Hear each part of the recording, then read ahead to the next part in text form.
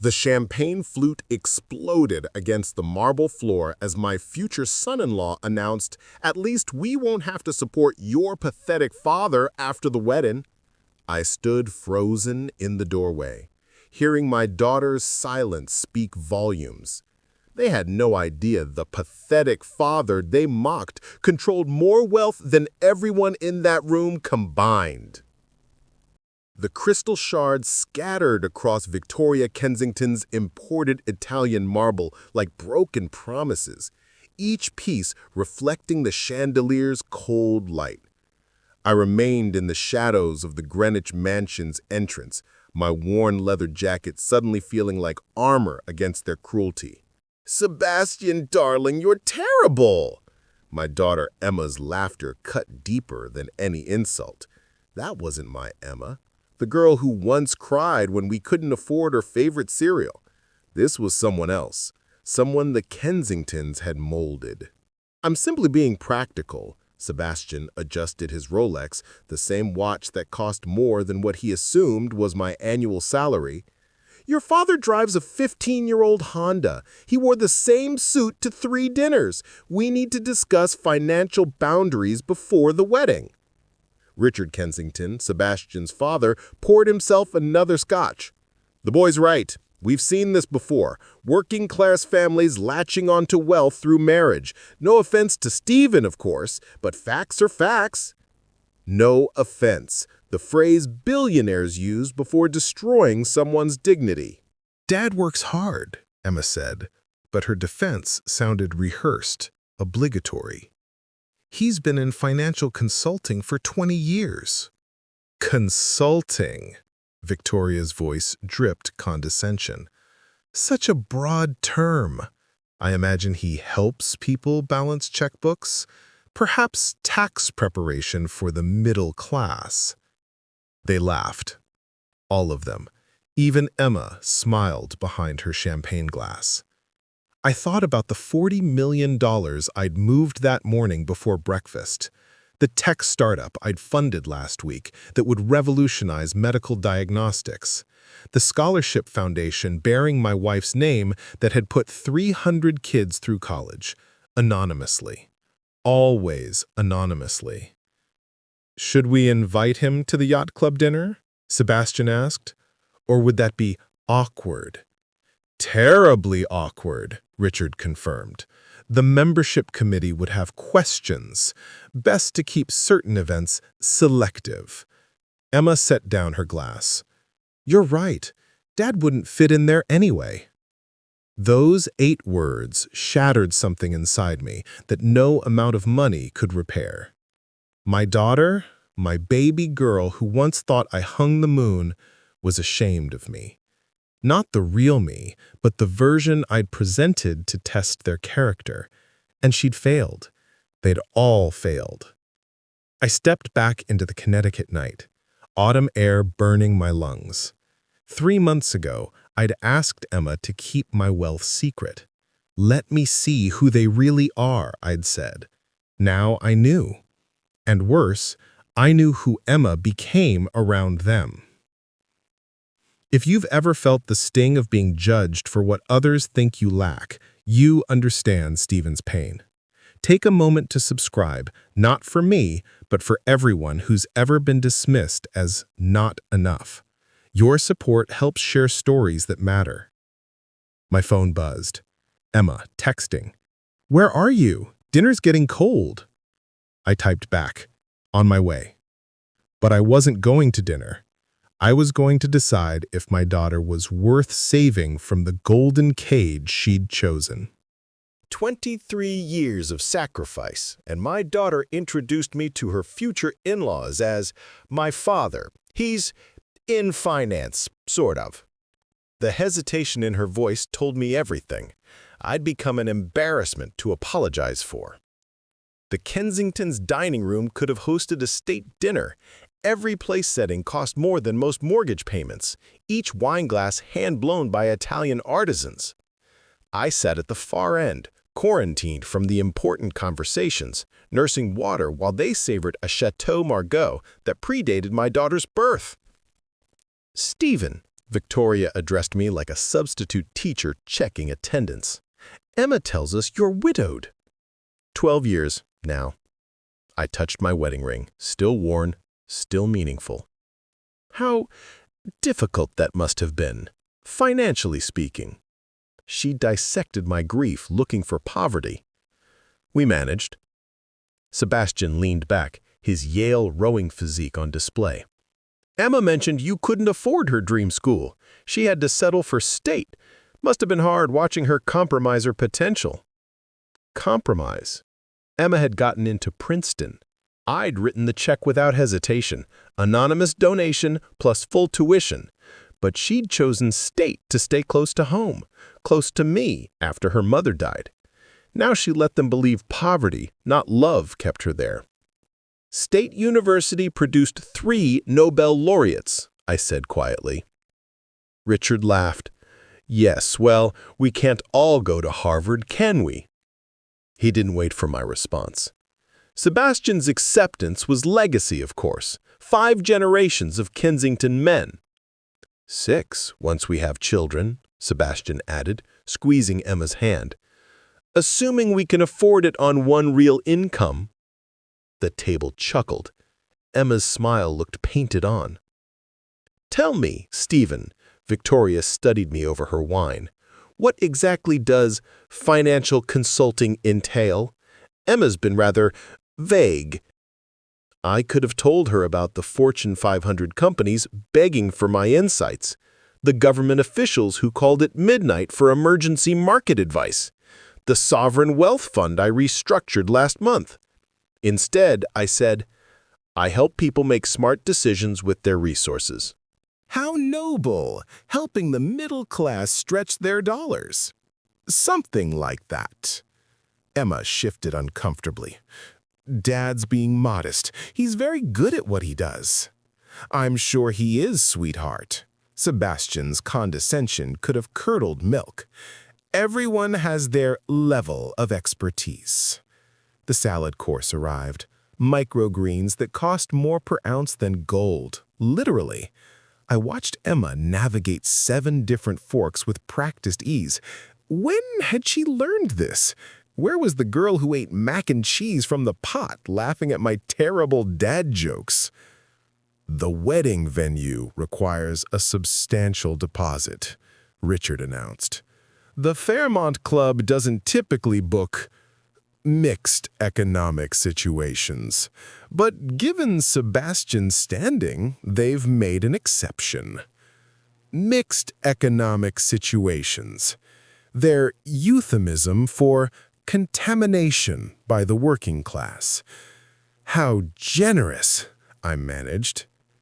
Dad can contribute, Emma said suddenly, desperately. Can't you, Dad? Every eye turned to me. The test wasn't subtle. Prove you belong by spending money you supposedly don't have. I'd like to cover the flowers, I offered. A calculated response. Enough to show effort, not enough to seem presumptuous. Victoria's smile could have frozen hell. How sweet! Though our florist does start at $15,000 for basic arrangements. Basic, I repeated. Perhaps, Sebastian suggested with mock kindness, Steven could handle the card box. Those rental fees are more manageable. They all agreed eagerly, too eagerly, relegating me to the cheapest, most insignificant contribution while they planned to spend hundreds of thousands on a party celebrating a union built on deception. I found Emma crying in her childhood bedroom, holding the ceramic mug she'd made me in 3rd grade, world's best dad in crooked letters. I don't know who I am anymore, she sobbed. Neither did I. 3 weeks before the wedding, Emma came home, not to the Kensington's Greenwich estate where she'd been staying, but home, to our modest 2-story in Fairfield, where crayon marks still decorated the kitchen doorframe, tracking her height through 18 years. She used her old key, the one attached to the rabbit's foot I'd bought her at the state fair when she was 7. I heard her footsteps on the stairs, avoiding the creaky 3rd step by habit. Dad? Her voice sounded 12 years old again. I found her on her bedroom floor, surrounded by artifacts of a simpler life. Photo albums, softball trophies, the journal she'd kept after her mother's death. The ceramic mug was cradled in her lap like a relic. "Hey, sweetheart." She looked up, mascara streaming. "I'm getting married in 3 weeks." "I know." "I'm not happy." I sat beside her on the worn carpet, close but not touching. "I know that too." "How?" She laughed bitterly. "How could you know when I just figured it out?" "Because you're here, holding a mug worth nothing that means everything, instead of there, planning a wedding worth everything that means nothing." She crumbled then, sobbing into my shoulder like she hadn't since the funeral. I held my daughter while she grieved something that wasn't dead yet, but needed to be.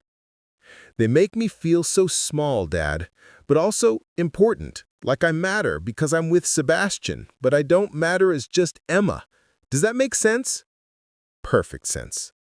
Yesterday, Victoria asked if I'd consider legally changing my last name before the wedding. Not after, before. She said Sullivan didn't fit the Kensington brand. A brand, Dad, like I'm a product launch. I stroked her hair, same as when nightmares woke her at 4 years old. "What did you say?" "I said I'd think about it." Her voice broke. "I actually said I'd think about erasing Mom's name, our name, because it might embarrass them at the country club." "Emma!" "I'm a coward. I see how they treat you, and I say nothing. I laugh at their jokes. I let them make you feel worthless." "When you're worth 10 of them." If only she knew how literally true that was. "You taught me to judge people by their actions, not their accounts," she continued. "But somewhere along the way I started keeping score with the wrong numbers. Sebastian doesn't love me, Dad. He loves that I'm moldable, that I'm pretty enough for photos but plain enough not to overshadow him." "Then why?" "Because I'm scared." The admission erupted from her. "I'm 31. All my friends are married with kids. I thought Sebastian was my last chance at the life everyone says I should want." "Is it the life you want?" She held up the crooked ceramic mug. "I want the life where this matters more than crystal champagne flutes. I want Sunday mornings reading newspapers with coffee that costs $2, not 20. I want someone who sees you, really sees you, and recognizes greatness that has nothing to do with portfolios." "That life exists, Emma." "Not in 3 weeks it doesn't. The invitations are sent, the deposits paid. Oh God, Dad, they made you pay for flowers you can't afford." Don't let Emma's story end here. Subscribe now, not because I'm asking, but because somewhere, someone needs to hear how this ends. They need to know it's never too late to choose love over luxury. Your subscription could be the sign they're waiting for. I can afford anything you need, sweetheart, money or otherwise. She smiled through tears. You always say that, even when we both know it's not true. But it was true. Truer than she could imagine. And in 3 weeks, everyone would know exactly how true. The wedding coordinator looked at my suit and redirected me to the service entrance. "Vendors through the back," she said. My daughter stood 3 feet away and said nothing. The rehearsal dinner took place at Richard Kensington's Country Club, where memberships cost more than most people's homes, and everyone pretended not to notice. I valeted my Honda between a Bentley and a McLaren, ignoring the attendant's barely concealed smirk. "Mr. Sullivan," the wedding coordinator, a sharp-faced woman named Cecilia, intercepted me at the entrance. Her eyes cataloged my department store suit in milliseconds. "Vendors use the service entrance, around back. I'm the bride's father." Her face cycled through confusion, embarrassment, and ultimately dismissal. "Oh, well, how unexpected." She said unexpected the way others might say unfortunate. Emma stood by the fountain, radiant in designer silk, watching the exchange. Our eyes met. I waited for her to correct Cecilia, to claim me, to show some fraction of the courage I'd raised her with. She looked away. "Through here, Mr. Sullivan." Cecilia's tone suggested she was doing me an enormous favor. "The Kensingtons have arranged a special table for you." The special table was in Siberia, tucked behind a potted palm, accessible only by walking past the kitchen doors. Place card read, Steves. Not even my full name, as if completing it would waste precious calligraphy ink. The rehearsal began with Richard commanding the room. "Welcome to our son's ascension." He actually said ascension, like Sebastian was becoming king rather than husband. "Tonight, we celebrate the union of two great families." Two? I wondered which two he meant, since I apparently didn't qualify. Sebastian raised his champagne. "To my bride, who's proven you can polish any diamond with enough pressure." The room laughed. Emma blushed.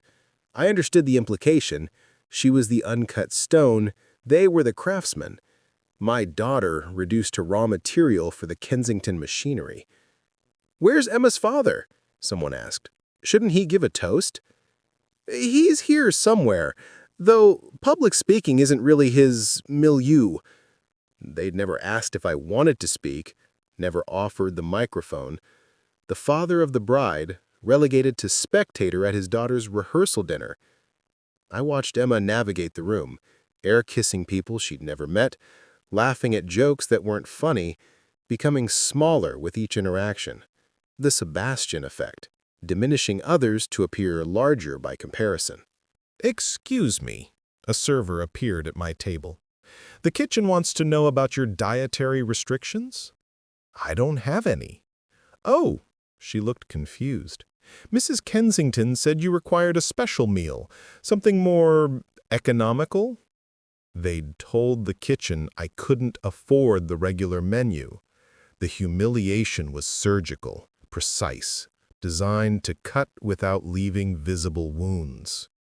"The regular meal is fine." "Are you sure? The upcharge is not a problem." She left, bewildered. I sat alone, watching my daughter perform happiness for people who saw her as an acquisition. The real Emma, the one who volunteered at animal shelters and cried at Pixar movies, was buried under designer fabric and practiced smiles. My phone buzzed. A text from my CFO.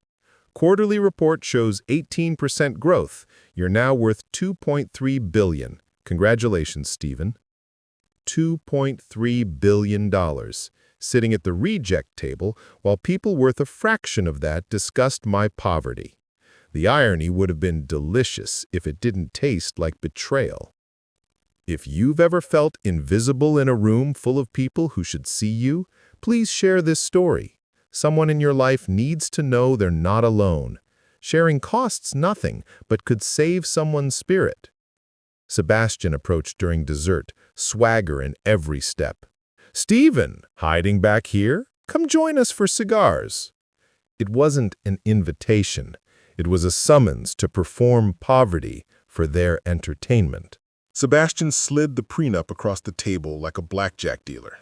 "Just a formality," he said, "to protect both parties." I read the first line. "In the event Emma fails to produce an heir within 5 years." My coffee mug shattered in my grip. 2 days before the wedding, Sebastian requested a man-to-man conversation at a downtown cafe. Not the Kensington's usual establishments. This was deliberately downscale, somewhere he could be seen slumming with the working class. He arrived 15 minutes late, making sure I was waiting. Power Dynamics 101. Control the timeline, control the conversation. Steven.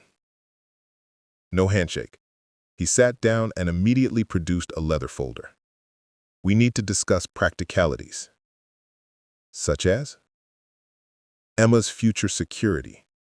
He slid out a document, thick as a phone book. "The prenuptial agreement, standard stuff really, protects everyone's interests." I started reading. Each clause was a masterclass in dehumanization. Emma would receive an allowance based on her performance as a suitable Kensington spouse. Her spending required Sebastian's approval for anything over $500. She couldn't work without written permission from Richard. Then I reached Article 7. Failure to produce an heir within 5 years results in immediate dissolution with no financial settlement. My hand tightened involuntarily. The ceramic mug handle snapped, sending coffee cascading across the prenup.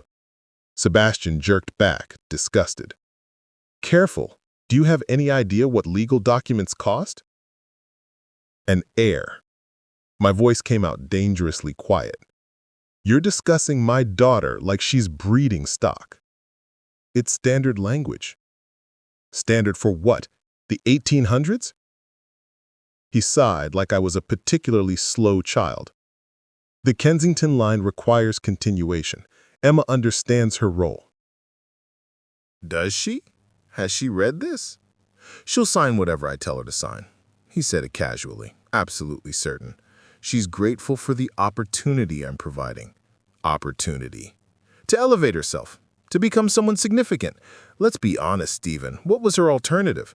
Middle management? A townhouse in the suburbs? Maybe marrying some accountant who shops at Costco?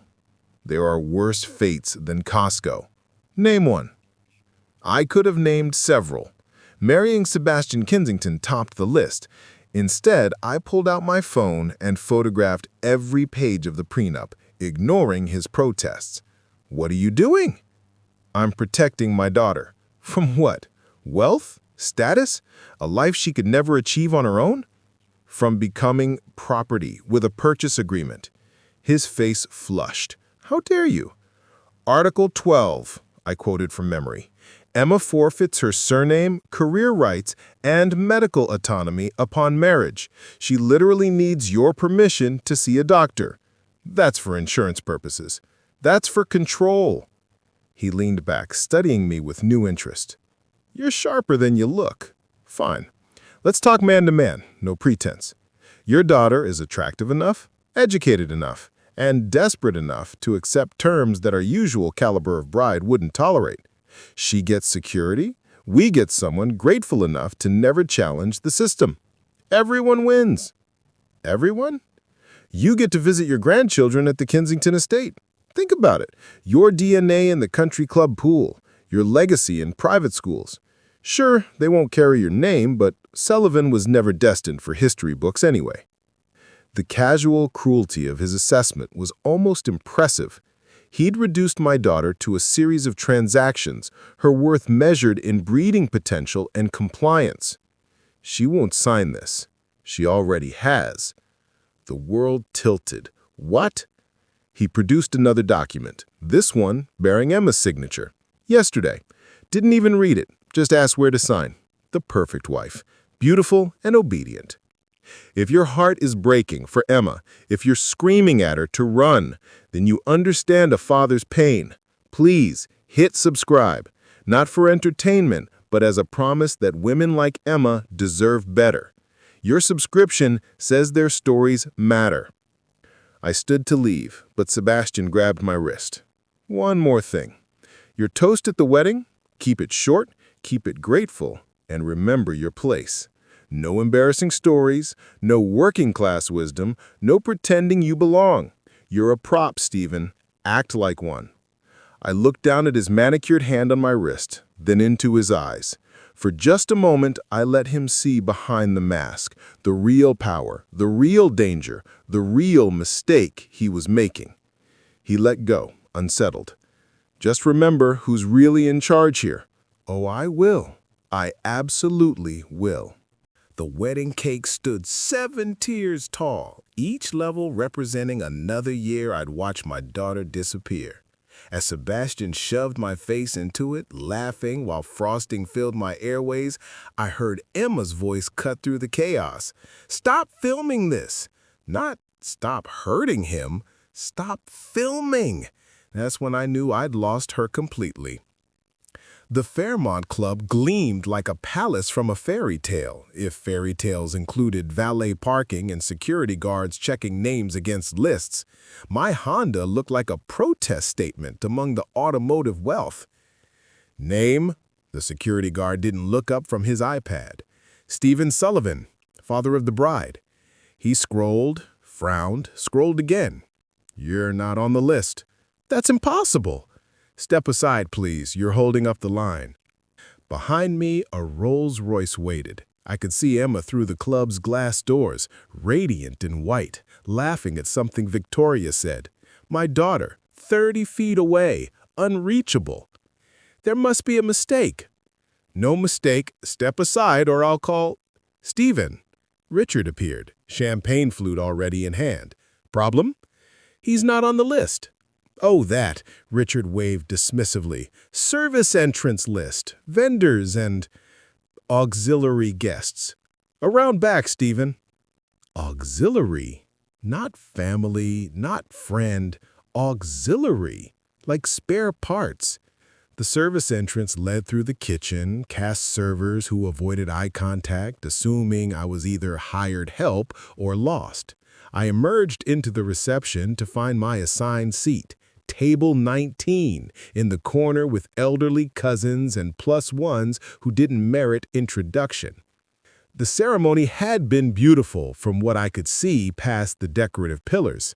Emma floated down the aisle to Wagner's march, each step taking her further from the girl who once insisted on walking herself because I'm not property to be given away, Dad. Now, at the reception, I watched her navigate the crowd in her $30,000 dress. I'd overheard Victoria bragging, accepting congratulations from strangers who called her Mrs. Kensington like Sullivan never existed. Ladies and gentlemen, the DJ commanded attention. Time for the father-daughter dance. I started toward the floor, but Sebastian intercepted me. Change of plans. Emma's dancing with my father, more symmetrical for photos. But I'm going to sit this one out. Trust me, it's better this way. You can't dance in those shoes anyway.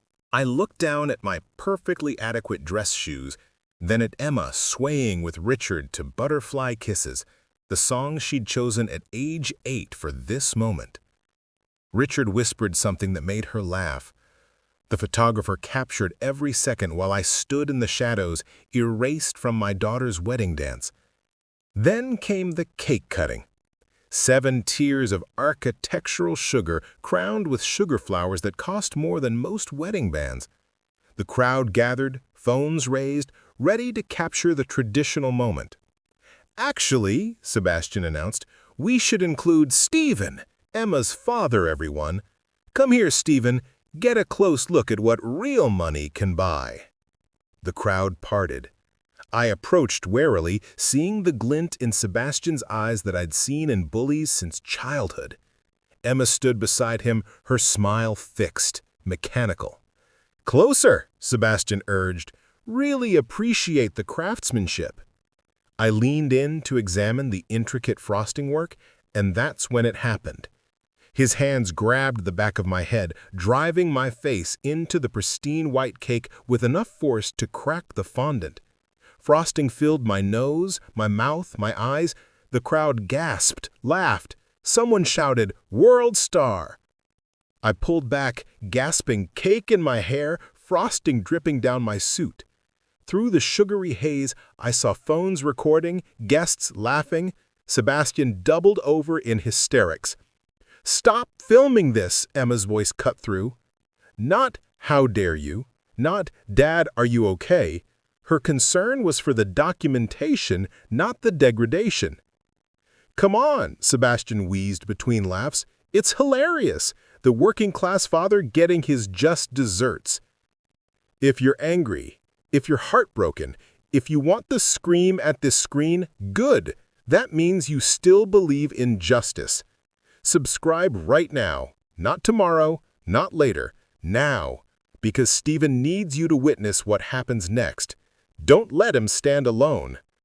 I wiped frosting from my eyes, tasting vanilla and humiliation. The room spun with laughter and smartphone lights. But then, Harrison Cross held up his phone, showing a Forbes article to the stunned crowd.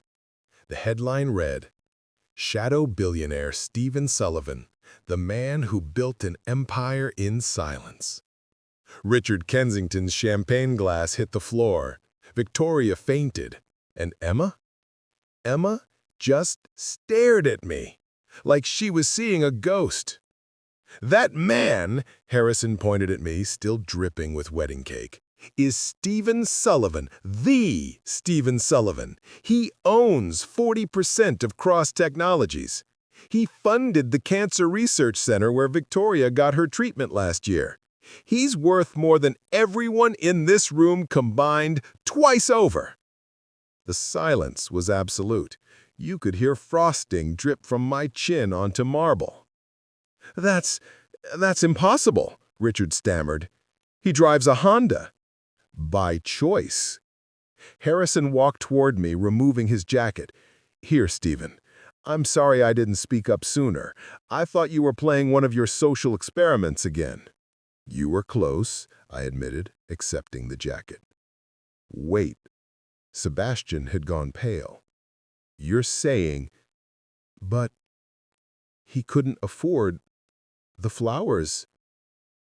I could buy this entire club and turn it into a parking lot for my Honda. Harrison pulled up the Forbes article on his phone, projecting it onto the reception hall's screen. There I was, photographed at last year's economic summit, shaking hands with the Federal Reserve chairman. The article detailed my journey from $8,000 to $2.3 billion. My anonymous philanthropy, my preference for living below the radar. The Sullivan Foundation, someone gasped. You're that Sullivan? The one who funded the Children's Hospital? And the Veterans Program, another added. And the scholarship fund that put my daughter through medical school. Victoria had been revived with smelling salts. She stared at me with the expression of someone watching their world reorganize. But you live in Fairfield. I like Fairfield.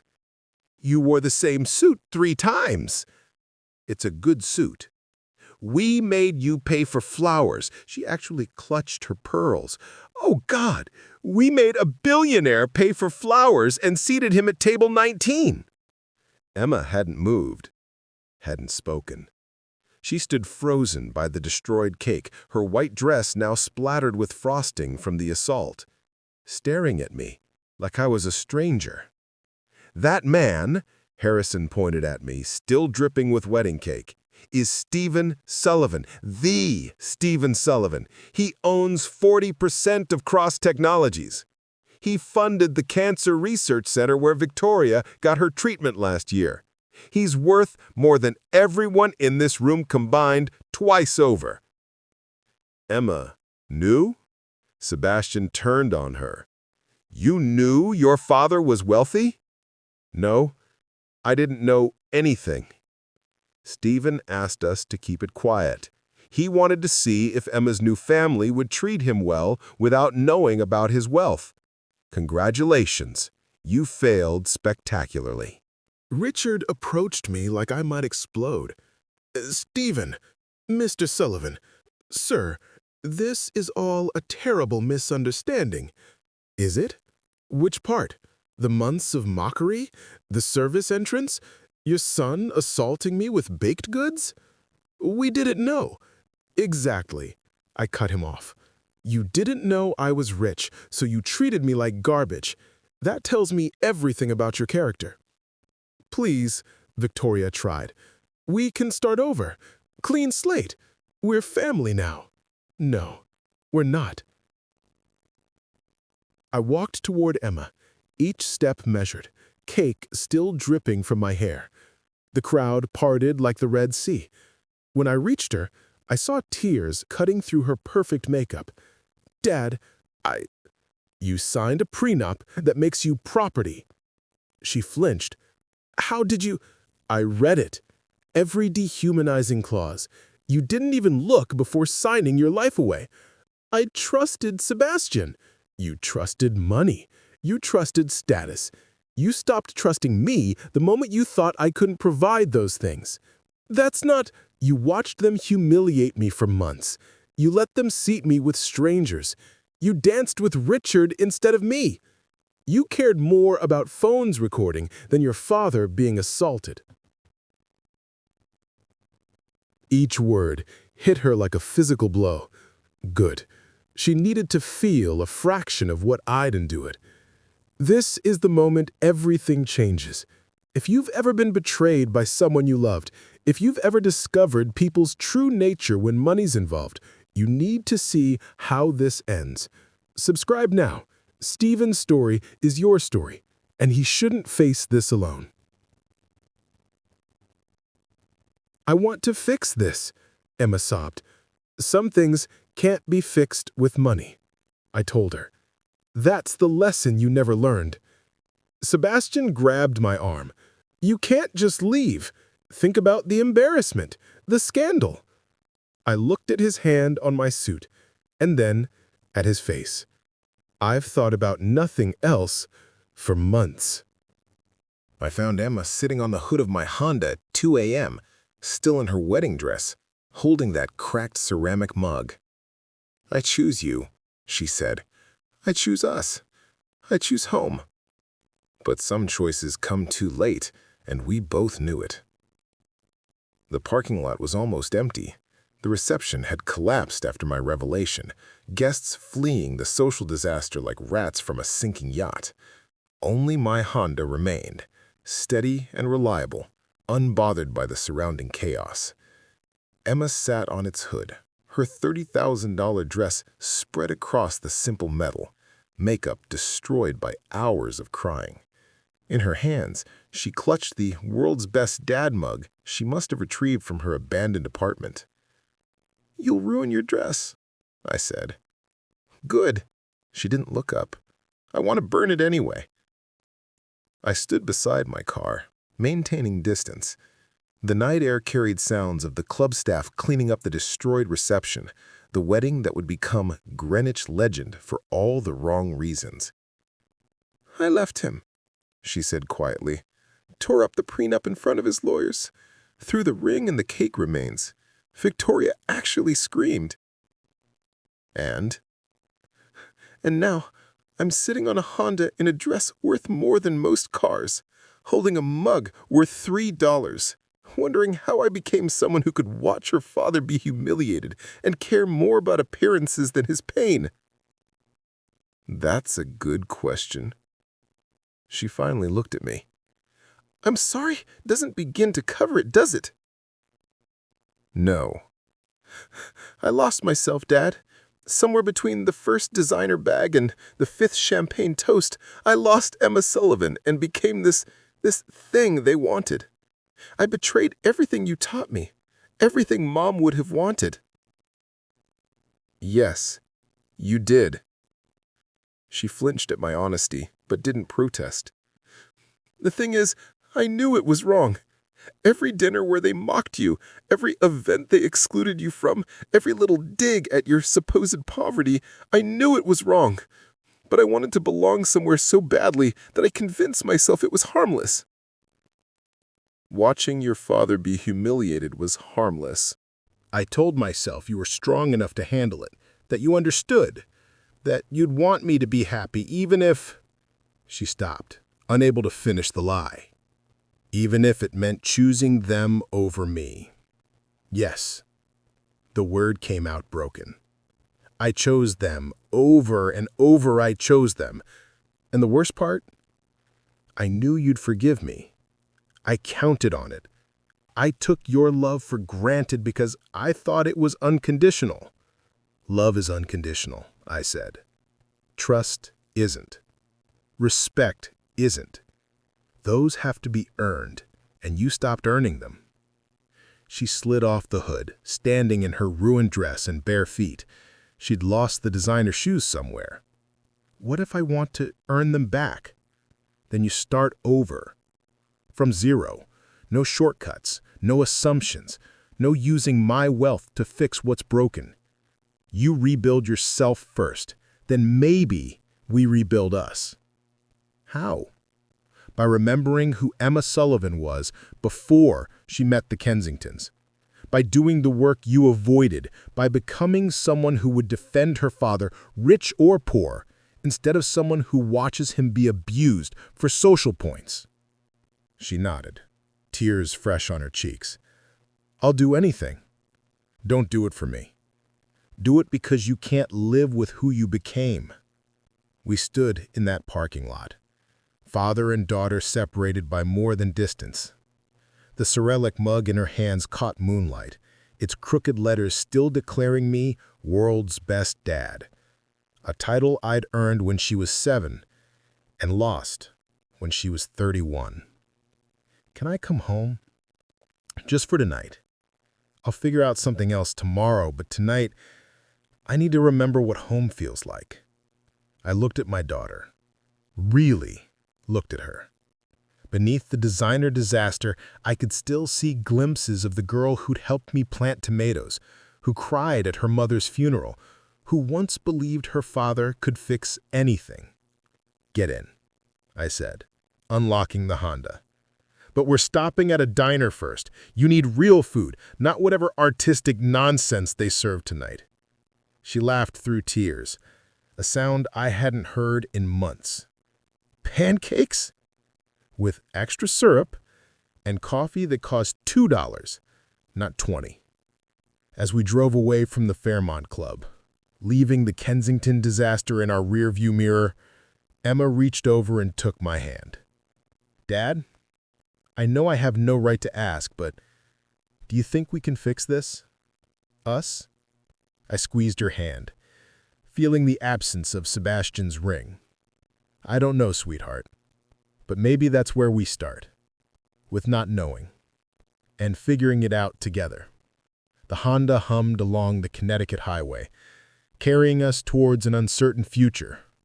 Behind us, the Kensingtons were probably calculating their social losses, but ahead, in a 24-hour diner with vinyl seats and honest coffee, a father and daughter would begin the long journey back to each other. Final CTA. If you've made it this far, you've witnessed a father's heartbreak and a daughter's redemption. Emma and Steven's story reminds us that money can't buy character, that love isn't measured in dollars, and that it's never too late to choose what truly matters. Please, subscribe to this channel, share this story with someone who needs to hear it, and remember, the most valuable things in life are the ones money can't touch. Thank you for caring enough to watch until the end. You've just proven you're richer than the Kensingtons could ever be.